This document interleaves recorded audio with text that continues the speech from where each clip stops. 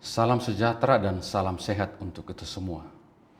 Saat ini saya ingin membagikan beberapa pemikiran yang dapat kita diskusikan di dalam diskusi pelajaran sekolah sahabat kita, sahabat yang kedua, dengan judul Gelisah dan Memberontak. Ayat hafalan dalam 1 Korintus 10 ayat 11. Semuanya ini telah menimpa mereka sebagai contoh dan dituliskan untuk menjadi peringatan bagi kita yang hidup pada waktu di mana zaman akhir telah tiba. Kita akan melihat 3 peristiwa di dalam pelajaran sekolah sahabat kita ini dalam konteks tidak beristirahat di dalam Kristus. Oleh karena sepanjang 1 triwulan ini kita berbicara atau kita akan mempelajari, membahas bagaimanakah beristirahat di dalam Kristus. Dan pada hari Sabat ini kita secara khusus mempelajari 3 peristiwa.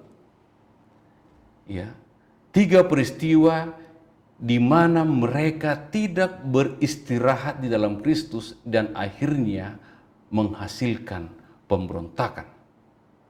Kita akan berusaha untuk menghubungkan pengalaman-pengalaman mereka supaya itu menjadi pelajaran bagi kita, supaya itu menjadi peringatan bagi kita, supaya itu bisa menjadi sesuatu yang dapat kita aplikasikan di dalam kehidupan kita. Dalam pendahuluan pelajaran sekolah sahabat kita pekan ini, ya, dikatakan di sana kita akan melihat beberapa contoh kegelisahan manusia. Ya, contoh kegelisahan manusia ada 3 dan dikatakan bahwa apa yang membuat mereka tidak dapat istirahat atau apa yang membuat mereka gelisah bukanlah oleh karena bencana alam, bukanlah oleh karena penyakit, bukanlah oleh karena masalah-masalah yang lain, tetapi apa yang membuat mereka gelisah atau dalam tanda kutip tidak beristirahat oleh karena sikap dasar keberdosaan. Dikatakan di sini sikap dasar keberdosaan. Apa sikap dasar keberdosaan manusia? Yaitu tidak mau beristirahat di dalam apa yang Kristus telah tawarkan kepada mereka. Kita akan melihat 3 peristiwa itu. Bagaimana mereka tidak mau menerima apa yang Kristus tawarkan. Atau bagaimana mereka tidak mau menerima istirahat yang Kristus tawarkan. Sehingga kehidupan mereka menjadi gelisah dan pada akhirnya menjadi seorang yang memberontak. Hal yang pertama atau cerita yang pertama, saya tidak akan menceritakan peristiwanya. Karena saya yakin kita masing-masing sudah paham tentang cerita itu. Ya, cerita pertama dan menjadi alasan yang pertama mengapa seseorang tidak dapat beristirahat di dalam apa yang Kristus telah tawarkan adalah oleh karena perasaan tidak puas. Bangsa Israel memiliki satu kesempatan yang sangat luar biasa yang tidak pernah dialami oleh manusia sebelum dan sesudah mereka. Mereka mendapatkan makanan yang langsung dimasak, yang langsung disediakan oleh Tuhan. Tetapi mereka gelisah. Ya, mereka tidak dapat merasakan istirahat, merasakan damai, merasakan ketenangan atas apa yang Tuhan telah berikan kepada mereka. Dikatakan mereka merasa gelisah dan menginginkan sesuatu yang lain. Ya. Tidak puas setiap hari mereka melihat tiang awan, mereka melihat tiang api. Tuhan menyediakan makanan secara langsung kepada mereka, tetapi mereka tidak puas. Dan dikatakan mereka meminta sesuatu yang lain. yang sebenarnya sesuatu yang tidak mereka ketahui. Apa yang membuat itu terjadi adalah oleh karena mengingat pengalaman-pengalaman mereka. Di Mesir mereka memakan daging, di Mesir mereka memakan mentimun, memakan bawang dan hal-hal yang lain. Sehingga selera yang tidak dapat dikendalikan ini menjadi alasan bagi mereka, ketidakpuasan mereka atas apa yang Tuhan sudah berikan kepada mereka menjadi alasan bagi mereka untuk tidak, atau menjadi dasar bagi mereka untuk tidak beristirahat atau menjadi seorang yang gelisah. Saya ingin menyampaikan sesuatu, tapi ini di luar konteks pelajaran sekolah sahabat kita, tapi perlu kita renungkan. Saya ingin memberikan tantangan kepada kita. Apakah hari ini ketika Tuhan membawa kita ke surga, kita sudah siap? Ya, mudah-mudahan iya. Tetapi ketika perilaku yang dimiliki oleh bangsa Israel masih kita miliki. Apa itu? Mereka masih dikendalikan oleh selera. Tuhan katakan betapa sangat penting kita untuk mengendalikan diri kita. Ya. Jangan sampai ketika Tuhan nanti datang dan membawa kita ke surga, kita masih merindukan arsik bagi orang Batak. Ya. Masih merindukan tinutuan bagi orang Manado. Masih merindukan gudeg, pecal bagi orang kebanyakan. Ya. Ketika kita masih dikuasai oleh selera, ya, saya ingin mengatakan bahwa apa yang dialami oleh bangsa Israel mungkin akan menjadi pengalaman kita. Di surga, kalau kita masih dikuasai oleh selera, kita masih dikuasai oleh keinginan memakan sesuatu. Contohnya saya sebagai orang Batak masih menginginkan makan daging, masih menginginkan makan arsik, masih menginginkan makan napi nadar. Surga itu tidak akan menjadi tempat yang menyenangkan bagi saya. Karena setiap hari mungkin saya akan merenung, mengharapkan makanan itu. Walaupun di surga kita hanya 1000 tahun, tapi kita bayangkan 1000 tahun kita merindukan makanan itu, kita tidak akan menjadi orang yang tenang. Kita akan menjadi orang yang gelisah. Nanti pun di dunia yang baru yang dimana kita hidup selama-lamanya, ketika kita tetap mengharapkan makanan-makanan itu, sama seperti bangsa Israel mengharapkan makanan yang mereka dapatkan di masa lalu, kita tidak akan merasa tenang. Jadi betapa penting bagi kita pada hari ini untuk mengendalikan selera kita, supaya pengalaman bangsa Israel tidak menjadi pengalaman kita ketika Tuhan mengizinkan kita untuk masuk ke surga. Sekali lagi saya ingin bertanya kepada kita, kalau hari ini Tuhan membawa kita ke surga, apakah kita akan bisa menikmati surga itu? Atau kita akan seperti bangsa Israel yang bersungut-sungut, yang tidak beristirahat, yang gelisah oleh karena menginginkan sesuatu yang lain. Tetapi lebih jauh dikatakan di dalam pelajaran sekolah sahabat kita di sini, ya, apa yang diinginkan oleh bangsa Israel? Kita kembali kepada konteks pelajaran sekolah sahabat kita, ya. Apa yang diinginkan oleh bangsa Israel bukanlah sekadar daging, ya. Bukan sekadar daging, ada sesuatu yang salah. Ada sesuatu yang salah dalam diri mereka, yaitu ketidakpuasan. Ketidakpuasan, padahal Tuhan sudah menyediakan makanan mereka. Ada satu hal yang selalu menjadi prinsip dalam kehidupan saya, bahwa apapun yang terjadi dalam kehidupan saya, apapun yang terjadi dalam kehidupan saya, itulah yang terbaik. Karena Tuhan adalah Allah yang sangat baik. Allah yang tidak pernah memberikan sesuatu kepada kita kalau itu bukan yang terbaik. Hanya kadang-kadang, seperti bangsa Israel, hanya kadang-kadang kita tidak tahu apa yang kita minta dan kita tidak tahu apa yang terbaik kepada kita. Mana yang terbaik, tapi kita meminta daging. Penyertaan Tuhan yang terbaik, tapi kita meminta penyertaan yang lain. Dan pelajaran sekolah sahabat kita katakan, Tuhan tidak tuli. Ya, Allah tidak tuli. Allah mendengarkan kita.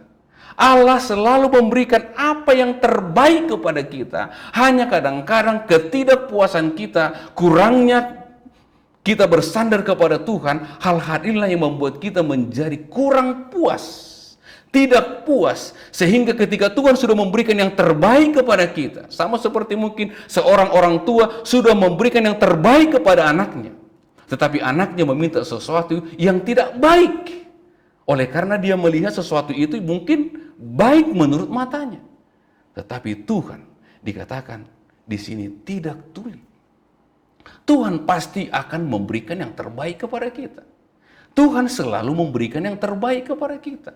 Jadi apa alasan bagi kita untuk tidak beristirahat dalam Yesus? Apa alasan bagi kita untuk selalu gelisah? Ya.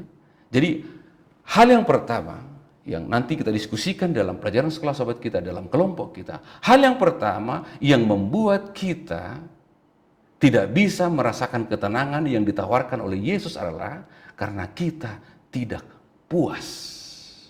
Tidak puas untuk apa yang Tuhan izinkan kita terima di dalam kehidupan kita. Sehingga kita akan menjadi orang yang suka menggerutu. Ya, suka menggerutu tentang hal-hal apa yang terjadi di dalam kehidupan kita. Hal yang kedua, atau alasan yang kedua yang membuat orang tidak beristirahat didasarkan pada cerita Miriam dan Harun. Ya. Apa yang membuat mereka tidak merasakan istirahat?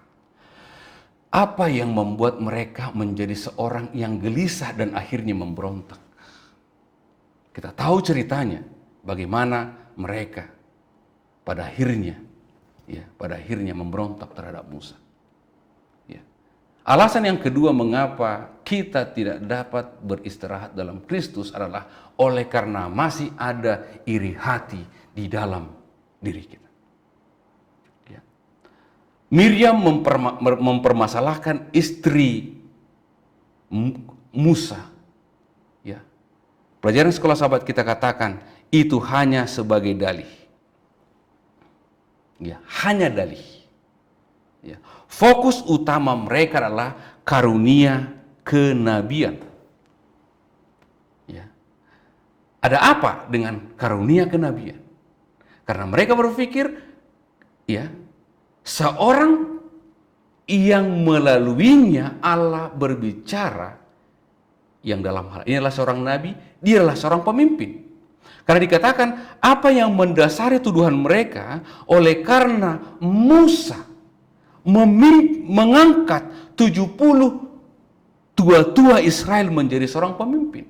Pelajaran sekolah sahabat kita katakan, ya, pelajaran sekolah sahabat kita katakan di sini, sekarang mereka merasa terancam. Ya, iri hati. Ya, ada iri hati dalam diri mereka sehingga mereka mengatakan, bukankah Tuhan dapat juga berfirman melalui kita? Artinya, bukankah kita juga memiliki hak menjadi seorang pemimpin? Ya, tidak mudah menerima adik menjadi seorang pemimpin terbesar. Kita menjadi wakilnya mungkin tidak mudah. Ya, sehingga Miriam, ya, judul pelajaran sekolah sahabat kita yang berbicara tentang hal ini adalah itu menular. Apa yang menular? Ya, ketidakpuasan. Apa yang menular? Kegelisahan. Apa yang menular? Iri hati. Ya, dan hal-hal yang lain. Ya. Miriam iri hati. Ini bukan masalah istri Musa, tetapi yang dipermasalahkan oleh Miriam di sini secara khusus dan Harun adalah ini masalah posisi mereka sebagai seorang pemimpin, karena Harun dan Miriam memainkan peranan yang penting dalam hal kepemimpinan bangsa Israel pada saat itu. Di negara kita saat ini, bentuk-bentuk ketidakpuasan terhadap pemimpin begitu banyak. Kenapa? Bisa jadi karena orang yang tidak puas itu merasa mampu. Bisa jadi orang yang tidak puas itu merasa iri. Ya, mungkin ini juga bisa terjadi di dalam gereja kita. Ya. Banyak masalah-masalah yang terjadi, banyak kegelisahan-kegelisahan yang terjadi dalam diri kita. Mungkin didasari oleh karena hal ini juga. Ya. Kita begitu kritis, kita begitu mengkritik pemimpin-pemimpin kita. Ya. Kita begitu mengkritik pemimpin-pemimpin kita. Sehingga bagaimanakah kita akan menjadi seorang yang tenang? Bagaimanakah kita menjadi seorang yang damai? Bila mana kita selalu berlaku seperti Miriam dan Harun. Ya. Kita harus bisa menerima apapun, ya, seperti hal yang pertama tadi. Kita harus bisa menerima apapun yang Tuhan izinkan terjadi di dalam kehidupan kita. Juga dalam hal kepemimpinan. Ya. Karena bisa jadi karena ketidakpuasan kita kepada pemimpin, itu juga akan memengaruhi kita bagaimana melayani Tuhan. Bagaimana melayani keluarga, bagaimana melayani masyarakat, bagaimana di dalam bekerja. Kalau kita tidak puas terhadap pemimpin kita di kantor, kita iri hati terhadap orang yang diangkat, oleh karena kita merasa lebih layak, bagaimana kita akan bisa puas dalam bekerja?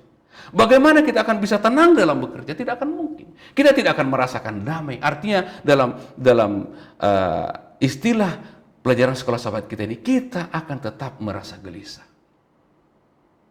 Ya, kita akan tetap merasa gelisah. Jadi hal yang kedua,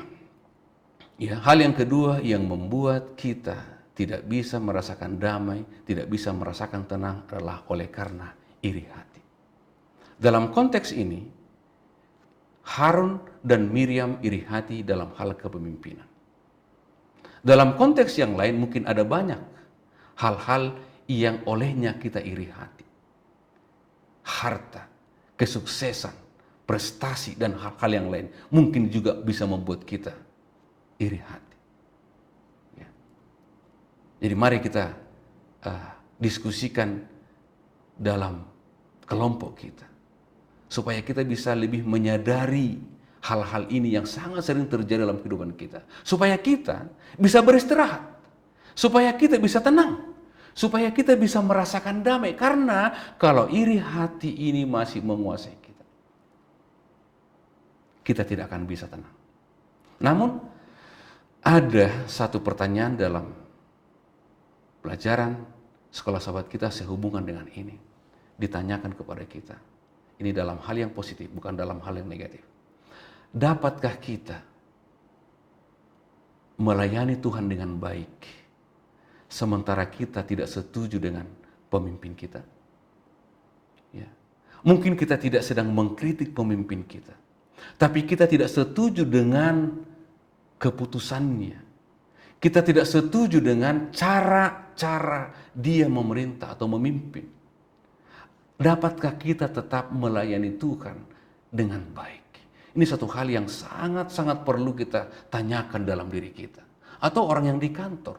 Dapatkah kita tetap menjadi seorang pegawai yang baik sementara pemimpin kita selalu menindas kita? Harusnya kita sebagai orang Kristen harus bisa.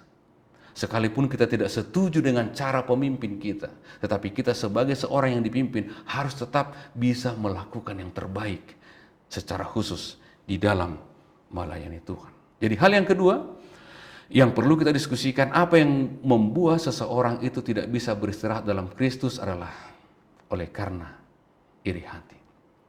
Dan iri hati jugalah yang membuat Lucifer menjadi setan. Alasan yang ketiga, ya, ketakutan. Ya, ketakutan seseorang itu bermacam-macam. Dan ketakutan itu sering terjadi adalah bukan terhadap apa yang kita takutkan, tetapi bagaimanakah cara kita melihat sesuatu itu.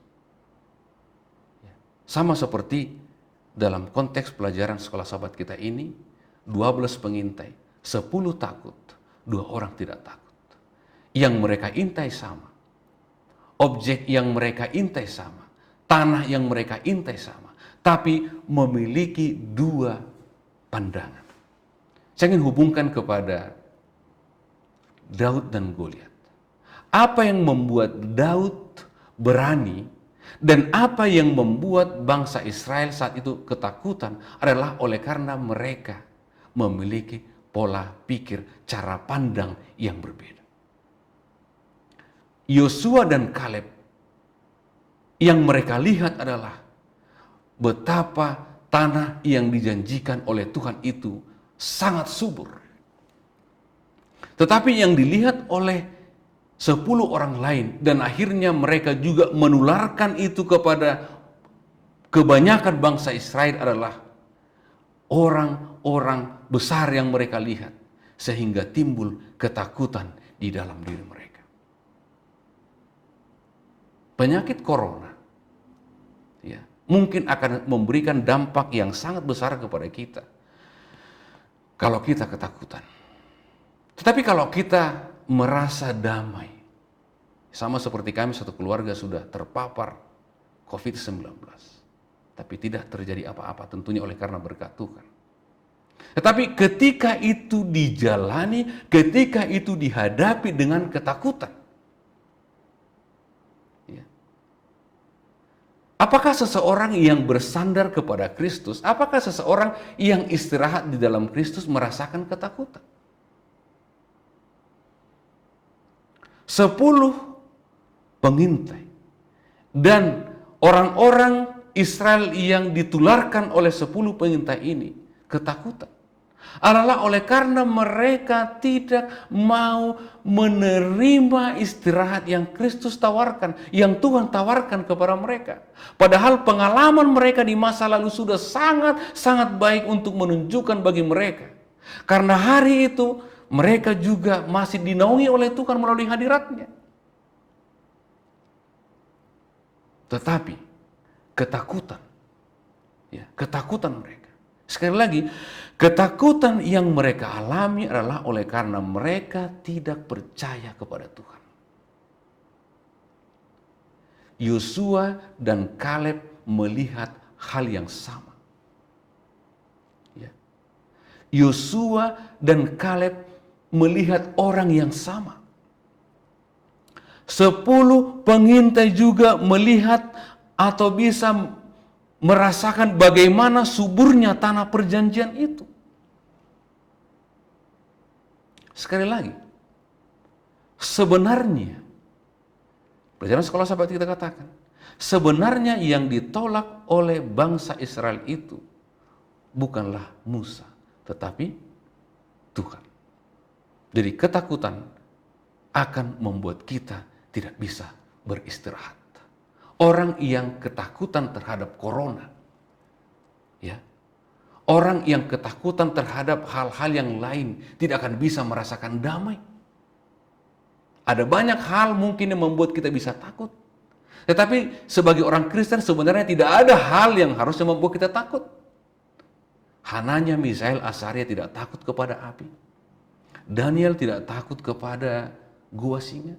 Murid-murid yang lain juga tidak takut terhadap masalah-masalah atau terhadap penganiayaan yang terjadi kepada mereka. Ya. Jadi alasan yang ketiga, kenapa kita tidak bisa beristirahat ya dalam Kristus adalah oleh karena kita ketakutan. Dan kita ingat, ya, kita ingat, ketakutan tidak akan bisa membuat kita bergerak atau berbuat berdasarkan iman. Dalam penuntun perjalanan sekolah sahabat kita dikatakan, apa yang kita lakukan ketika kita sedang ketakutan adalah kita akan berbuat nekat. Ya, bukan berani, tapi berbuat nekat.